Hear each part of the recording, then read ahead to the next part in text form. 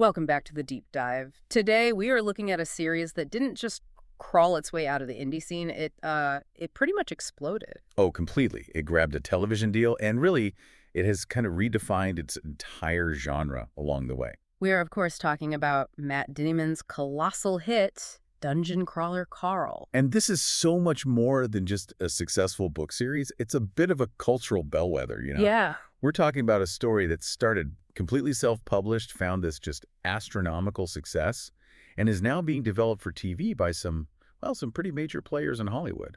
So our mission today is to give you the shortcut to understanding this whole phenomenon. We're going to unpack the fundamentals of what people are calling lit RPG, or literary role-playing game. And then we'll get into why Dungeon Crawler Carl, or DCC as fans call it, is pretty much universally seen as the high watermark for that genre. Right, and crucially, we're going to explore why the way you consume this story, specifically through the audiobooks, might be just as important as the story itself. It's a huge part of the experience. We're figuring out how a story about a sentient cat in a dungeon became one of the biggest hits in modern genre fiction. Yeah. So let's start right at the beginning. If you've never even heard of this corner of fiction before, what exactly is lit RPG? Well, what's so interesting is the name itself, literary role-playing game. It tells you almost everything, but people still get it confused. With like a choose your own adventure? Exactly. Or interactive fiction. But it's not interactive at all. Lit RPG is a genre where the plot, the characters, the world itself, it's all explicitly governed by the rules of a video game. So we're not just talking about inspiration here. We're talking about actual game mechanics, like right there on the page. Yes, embedded directly in the narrative.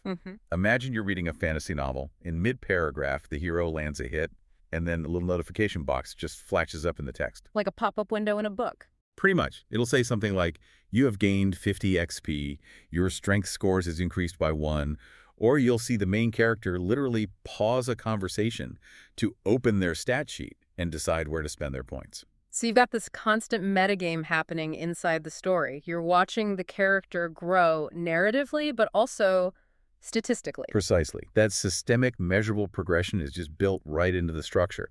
You're reading a story, sure, but you're also getting that sort of cognitive reward of watching the numbers go up. The stakes aren't just about beating the villain, then. It's about whether you picked the right skill tree to even survive the next level. That's it, exactly. So if that's the core mechanic, why now? I mean, why is this moment in culture fueling this explosion? It really feels like the genre went from super niche to a major force almost overnight. It's definitely a perfect storm, a perfect cultural moment. Yeah.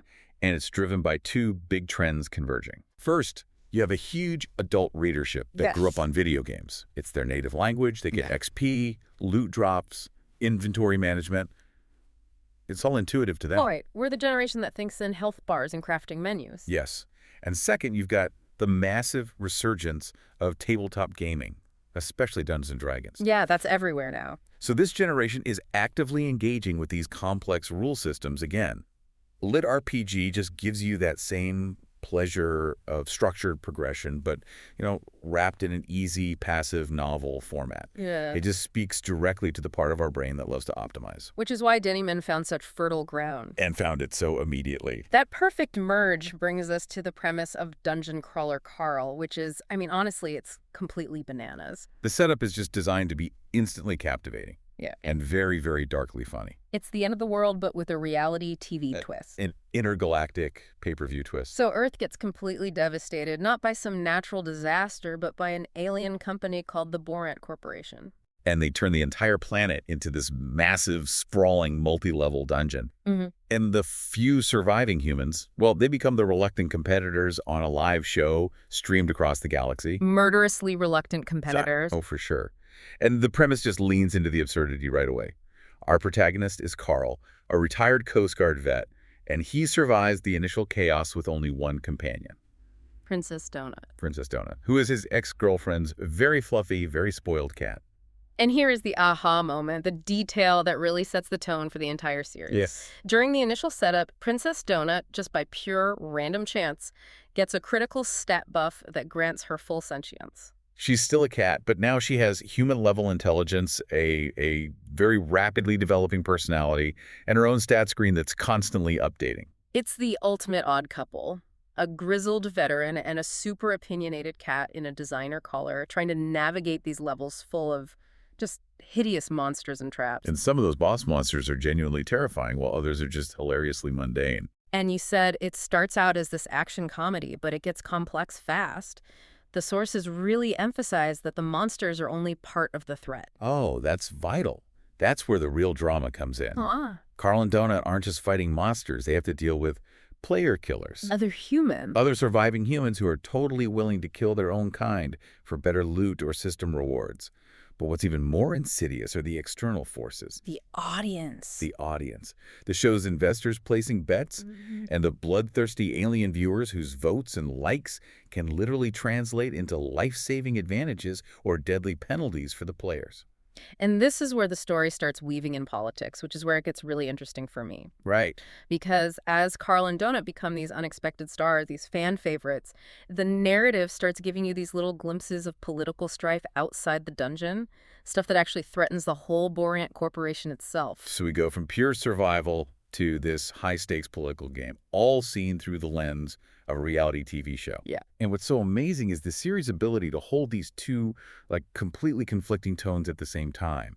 It's known for this brash, often vulgar, dark comedy, and it delivers on that. But it develops this surprisingly deep emotional core that grounds everything. It has that high concept action movie structure, but the character stakes are so incredibly personal. That's it. Carl becomes obsessed, not just with surviving, but with getting brutal revenge on this huge, faceless alien audience that's watching his world burn for entertainment. He weaponizes his fame. He does.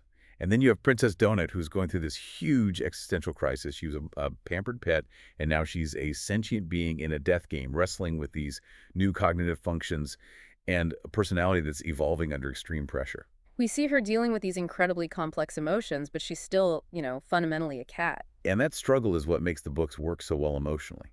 The core of the series is just this deep, bizarrely functional friendship between them, two lost souls clinging to each other. And that lets you have these really touching, vulnerable moments right in the middle of an exploding goblin fight. Exactly. It stops the series from just being pure, mindless action. So if we follow that thread of the audience and the external forces, we have to talk about the satire. I mean, the obvious comparison is The Hunger Games, right? A deadly televised game. Sure, that's the starting point. But DCC's commentary on media feels much sharper and definitely funnier. Oh, the satire's surgical.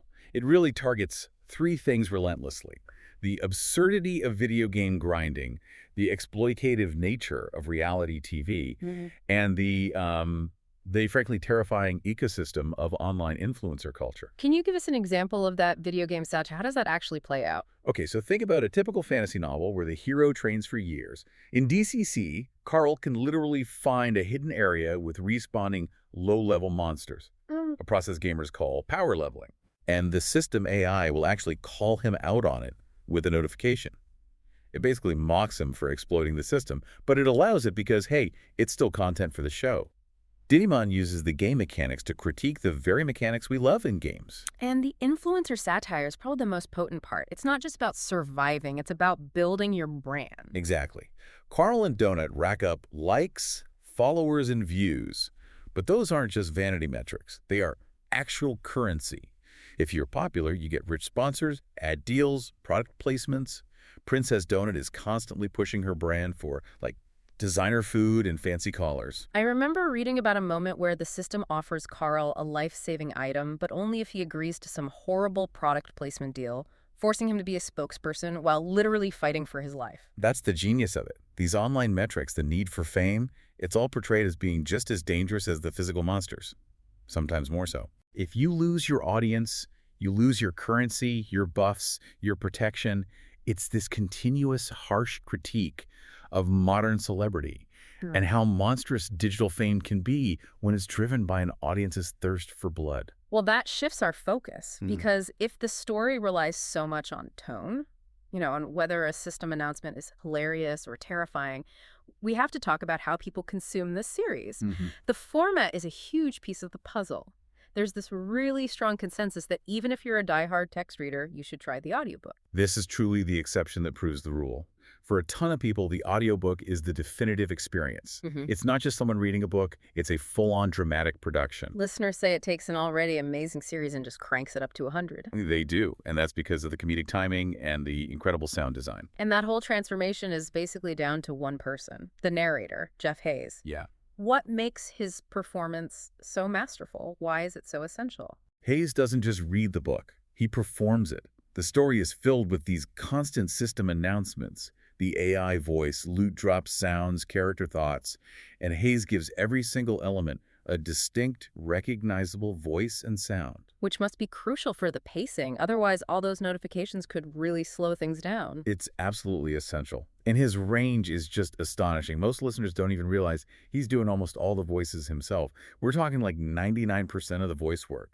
Wow. He gives Princess Donut this unique cadence that perfectly captures her evolving personality. All the different alien creatures, the other human characters, they're all instantly distinguishable. And his production company, Sound Booth Theater, adds sound effects and things. They do. They deliver these specialized sound effects that just enhance the chaos, Mhm. like the very specific sound of a loot box dropping. It's incredible work. But doesn't that create a risk? If the jokes only land in audio, does that mean the book itself is somehow flawed? That's a fair question.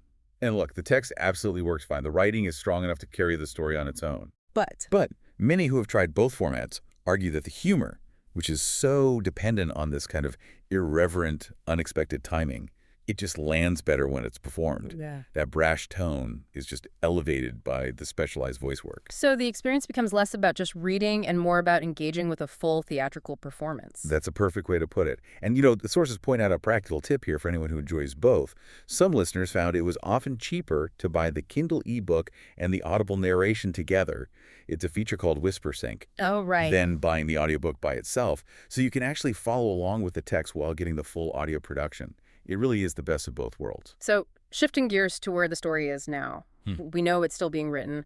What's the current publishing momentum look like? Any big adaptation news? The series is massive, and it is still growing. Yeah. We're at 7 of a planned 10 novels, the latest being This Inevitable Ruin. And the momentum in 2024 has just been enormous. And that's mostly because traditional publishing is finally catching up, right? This is where Ace Books comes in. Correct. Ace Books started republishing the series in these beautiful new hardcover editions, and that created this huge resurgence in popularity.